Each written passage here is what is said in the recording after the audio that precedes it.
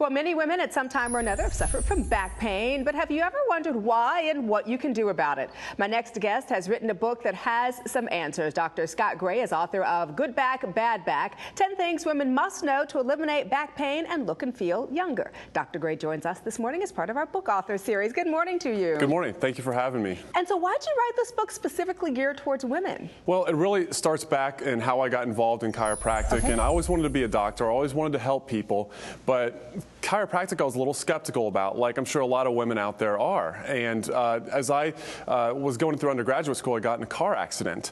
And this is when I actually started to have neck and back pain myself. And my mom sent me to a chiropractor, and I was scared. I was a little bit skeptical, but you know, I can understand why people feel that way because I felt it that way at that time. But, you know, I found out that this guy knew what he was doing, and he was able to help me get better without drugs or medications, and it was awesome. I looked more into it, became a chiropractor, and when I started my business, what I started to realize is that the majority of my patients are women.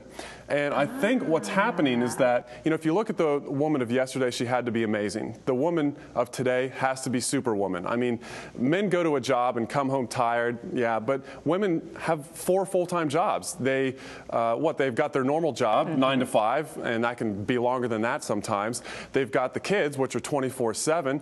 They've got their other kids, which some people call boyfriends, some people call a husband. Yeah. And, you know, I know this, I'm newly married, and, you know, my wife deals with plenty for me, I'm sure. Right. But, you know, just the stress of looking good for other people and all that, too. So with all those things put together, there's so much that your body can take with physical stress, emotional stress, psychological stress. Women have it all. And it's not a matter of if they're going to get back pain or neck pain.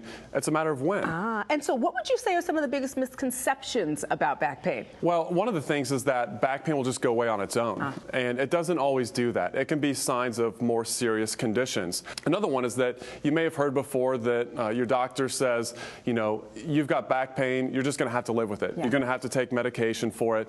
And that's not always the truth. There's things that you can do to help eliminate that pain. Just little things that you can do. Even a busy woman can do just 15 minutes a day. Nice. You know, and we'll get into that in just a moment, but we talked about this at the top in terms of women having to kind of be super women these days and balancing it all. And in addition to 9 to 5, you've got your kids, you've got maybe a dream, you know, entrepreneurial spirit that you're tapping into as well. There's so much going on. And so having said that, isn't it tough then to manage back pain when you're dealing with all of these things, because we have to multitask? This is kind of what we're built to do. Yeah, you're definitely better at multitasking than men. I think the research has shown that. I like you already. Okay. So I see that with my staff too. They're much better at that stuff than I am.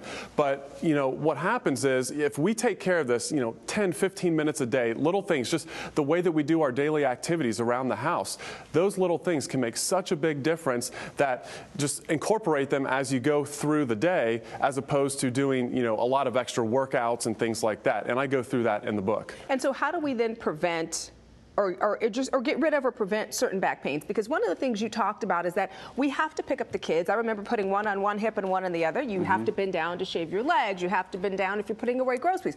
All these things require us to use our backs. Yes, and there's always going to be stress that you're going to put on your back. So some simple things that you can do. You know, I've got 2 black labs, and when they get up from a nap, what do they always do? They stretch. They're stretching, right? Okay, so it's what we should do as well. When we get up in bed, just for a couple minutes, do a couple stretches, and I put some just real simple stretches people can do just laying there in bed, and just a couple things for the core. I mean, things that take less than 10, 15 minutes in the morning. Also food, you said. What you eat affects your back pain as well. Yes, definitely. A lot of people don't realize that when you eat certain foods, they've got chemicals that can be released that will cause back pain, inflammation in the body. And if we eat good foods like ginger or garlic, those things are anti-inflammatory. So they can actually take your pain the other way and take it down. I love that. And so what is the bottom line then on women and back pain? The bottom line is just do what you can right now to prevent problems in the future, because the more you can do now with just simple things like stretches and some core workouts in the morning, I mean, these are things, take 10 minutes a day to take care of your back, and you're not going to have to worry about back pain later on. Well, some really good advice, Doctor. Thank you so much for sharing it with us on the show this morning. Thank you. Want to let our viewers know that if you'd like more information about Dr. Gray or the book, please visit the website goodbackbadback.com, and for a limited time only, you can download that book for free right there on the website.